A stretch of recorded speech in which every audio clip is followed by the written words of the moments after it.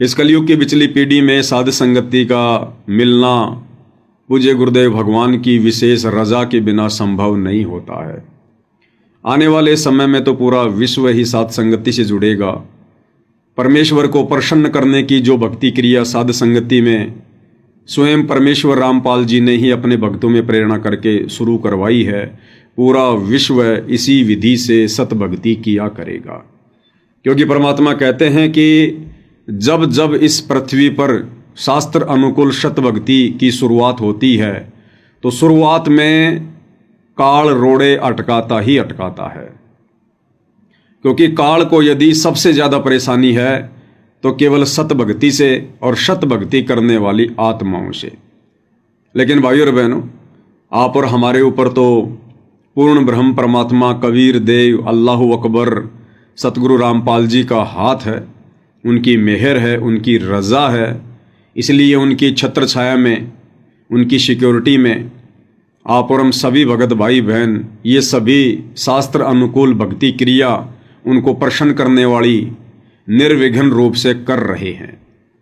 और यदि हम मर्यादा में रहेंगे और जैसा हम वर्तमान में भक्ति मार्ग पर चल रहे हैं, गुरु को परमात्मा मानकर, ज्ञान को आधार बनाकर, यदि हम इसी प्रकार से भक्ति मार्ग पर दृढ़ रहे तो अंतिम श्वास तक परमेश्वर हमें अपनी सिक्योरिटी में रखेंगे। तो भाइयों और बहनों, उसके लिए ये जरूरी है कि हम परमेश्वर जी के सत्संगों से भली भांति परिचित हों, गुरुदेव के अमर तत्व ज्ञान से भली भांति परिचित हों। क्योंकि ज्ञान से परिचित रहेंगे तो मर्यादा तोड़ने से बचेंगे, और मर्यादा तोड़ने से बचेंगे तो गुरुदेव भगवान सदैव अपना आशीर्वाद हम जीवों के शीश पर बना कर रखेंगे। और भाइयों और बहनों, इसी दिशा में गुरुदेव भगवान के सत्संगों के ऊपर जो वीडियो बनाए जा रहे हैं शॉर्ट वीडियो के माध्यम से, तो हम भगत भाई बहनों को बहुत कुछ सीखने और समझने को मिल रहा है। हमारा विश्वास, हमारा आत्मबल दिन ब दिन भक्ति मार्ग पर आगे की ओर बढ़ रहा है। और हमें कैसे दृढ़ विश्वास हो कि परमेश्वर कौन है, कैसा है, कहाँ है, क्या करता है, जब तक हमें इन सब बातों की भली भांति जानकारी नहीं होगी तब तक भाई और बहनों हम दृढ़ नहीं हो सकते। अब इस बात का तो पता चल गया, पूरी संगत को पता है इस बात का, तो क्योंकि पूज्य गुरुदेव भगवान ने, परमेश्वर रामपाल जी ने स्वयं कबीर देव होते हुए भी अपने आप को छुपाते हुए, कबीर जी का दास बताते हुए, उनका भेजा हुआ संत बताते हुए, उन्होंने कबीर जी को वेदों से, सूक्ष्म वेद से सृष्टि रचना बताकर पूर्ण ब्रह्म परमात्मा साबित कर दिया है। तो सारी की सारी संगत को इस बात का तो पता चल गया है कि परमात्मा कबीर है। जब भी उनसे पूछा जाता है भाई और बहनों से कि परमात्मा कौन है, भगवान कौन है, तो सबके मुख से यही निकलेगा कि परमात्मा कबीर जी हैं। फिर उनसे कोई सवाल करे कि भाई हमारी मुक्ति कैसे होगी, फिर मोक्ष कैसे होगा? भाई जब तक कबीर भगवान नहीं मिलेगा तब तक मुक्ति नहीं होगी, तब तक मोक्ष नहीं होगा। अब कोई उनसे पूछे भक्तों से कि भाई फिर वो कबीर कौन है, कहाँ है, फिर भगत कहेंगे कबीर जी तो 650 साल पहले आए थे, काशी में आए थे, जुलाहा बनकर आए थे। अरे भाई, एक तरफ तो तुम कह रहे हो कि कबीर जी की शरण में आए बिना, कबीर जी की भक्ति किए बिना हम कबीर जी के सतलोक में जा नहीं सकते, और दूसरी तरफ तुम कह रहे हो कि कबीर जी तो भाई 650 साल पहले आए थे। अरे फिर वर्तमान में कहाँ है कबीर? वर्तमान में कौन है कबीर?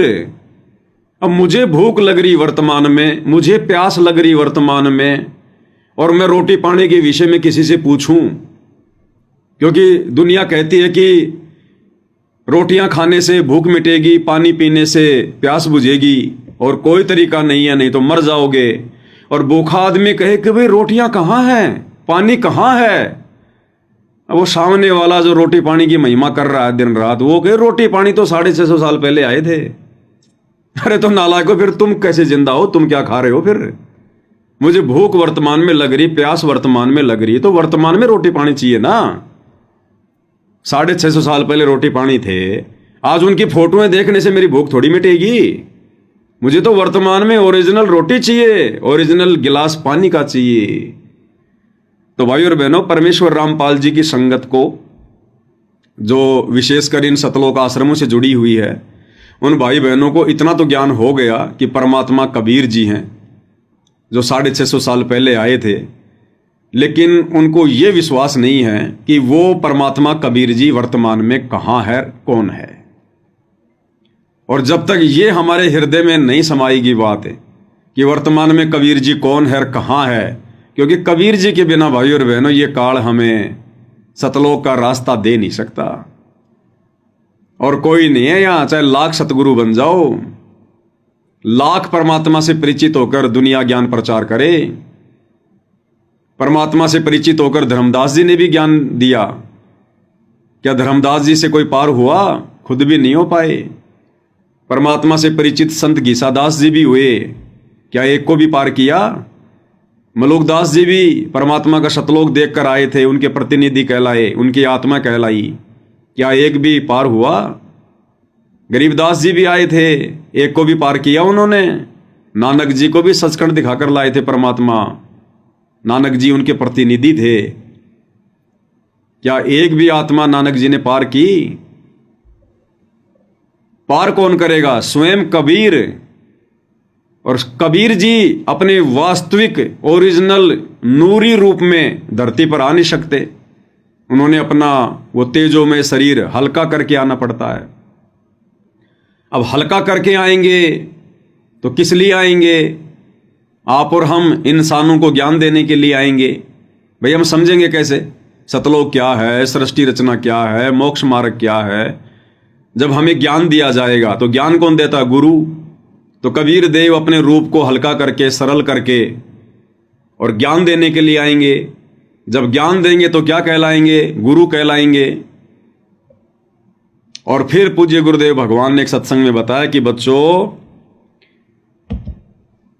यदि परमात्मा ना आते तो ये काल हमें रास्ता नहीं देता। तो वर्तमान में हमें रास्ता चाहिए ना सतलोक जाने का। तो वर्तमान में फिर रास्ता कौन बताएगा? कौन बता सकता है?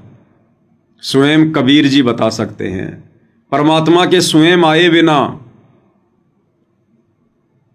आप और हमें ये काल रास्ता नहीं दे सकता। और आज हम सभी भगत भाई बहन गुरुदेव से उपदेश लेकर निश्चिंत होकर बैठे हैं, चाहे मर्यादा में हैं या नहीं हैं, चाहे गुरु को परमात्मा मानते हैं या नहीं मानते, लेकिन निश्चिंत होकर बैठे कि हम सतलोक जाएंगे, सतलोक जाएंगे, काल हमें नहीं रोक सकता। अरे भैया, काल उस समय नहीं रोक सकता जब स्वयं कबीर जी धरती पर गुरु रूप में आएंगे। और मान लो कबीर जी स्वयं धरती पर गुरु रूप में आ गए, और यदि भक्तों को विश्वास नहीं है कि मेरा गुरु स्वयं कबीर है, तो भी भाई और बहनों, सतगुरु उन आत्माओं को सतलोक लेकर नहीं जाएगा, क्योंकि वहां तो विश्वासी आत्मा जाएगी। कहे कबीर सुनो भाई साधो, मैं तो हूं विश्वास में। तो एक छोटा सा संकेत ही काफी है ये समझने के लिए कि वर्तमान में धरती पर कबीर कौन है और किस रूप में है। तो क्या कह रहे हैं गुरुदेव भगवान, काल हमें कैसे रास्ता देता है? पुण्यात्माओं, ये ज्ञान परमात्मा स्वयं आकर ही हमें बताते हैं। और यदि वो परमात्मा स्वयं आकर के अपना ज्ञान प्रचार ना करे तो ये काल हमें कोई रास्ता नहीं देता। क्या कह रहे हैं गुरुदेव कि पुण्यात्माओं, यदि वो परमात्मा स्वयं आकर हमें ज्ञान ना दे, अब भाई जो ज्ञान देगा वही तो नाम देगा। तो गुरुदेव कह रहे हैं कि पुण्यात्माओं, यदि परमात्मा स्वयं आकर हमें ये ज्ञान ना दें तो ये काल हमें रास्ता नहीं दे सकता। तो भाई बताओ फिर वर्तमान में परमेश्वर रामपाल जी के रूप में धरती पर कौन है जो गारंटी दे रहे हैं कि यदि तुम इस दास के द्वारा बताई गई सत भक्ति पर आजीवन मर्यादाओं के साथ डटे रहे तो काल के सिर पर पैर रख के सतलोक जाओगे। तो परमेश्वर रामपाल जी कौन शक्ति है, कौन महापुरुष हैं? स्वयं कबीर देव। और इसीलिए हम सत्सेवक भाई बहन जिन पर परमेश्वर कबीर जी ने, रामपाल जी ने विशेष दया बख्शी, मेहर बख्शी। हम आत्माओं का ज्ञान योग खोला, स्वयं से परिचित करवाया, अपनी वास्तविक सतलोकीय स्थिति से परिचित करवाया,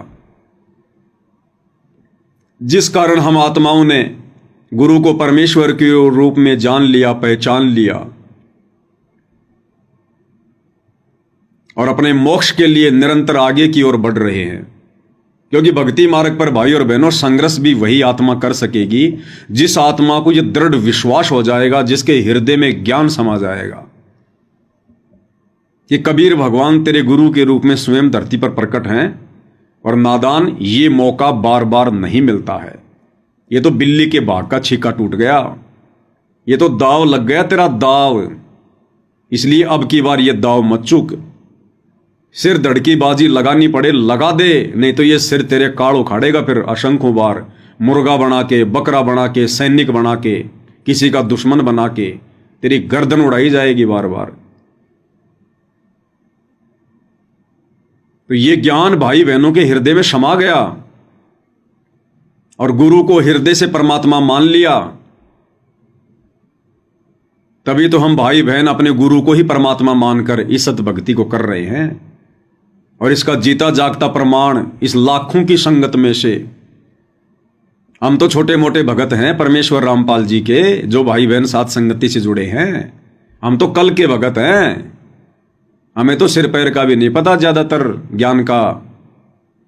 और जो भाई बहन पिछले 10 वर्षों से, 20 वर्षों से, 25 वर्षों से परमेश्वर रामपाल जी से जुड़े हुए हैं, उनको भी आज वर्तमान में वो विशेष सद्बुद्धि प्राप्त नहीं है जो हम आजकल के भक्तों को परमेश्वर ने बख्श दी है। और हमने अपने गुरु को परमात्मा मानकर इस लाखों की संगत में सर्वप्रथम सन 2018 से 8 सितंबर के दिन सतगुरु प्रकट दिवस मनाना शुरू कर दिया था। सन 2018 तक तो ये आश्रमों से जुड़े भाई बहन, ये कोऑर्डिनेटर, गुरुदेव के बेटा बेटी, भाई बंधु, रिश्तेदार, किसी के दिमाग में भी ये बात नहीं थी कि हमने 8 सितंबर के दिन को भी मनाना चाहिए। ये तो खाली जून में दाढ़ी मूंछ वाले नकली कबीर की फोटो को कबीर मानकर, उसको भगवान मानकर प्रकट दिवस मनाया करते थे। सर्वप्रथम ये सद्बुद्धि पूज्य गुरुदेव ने अपने सत्सेवक बच्चों को दी।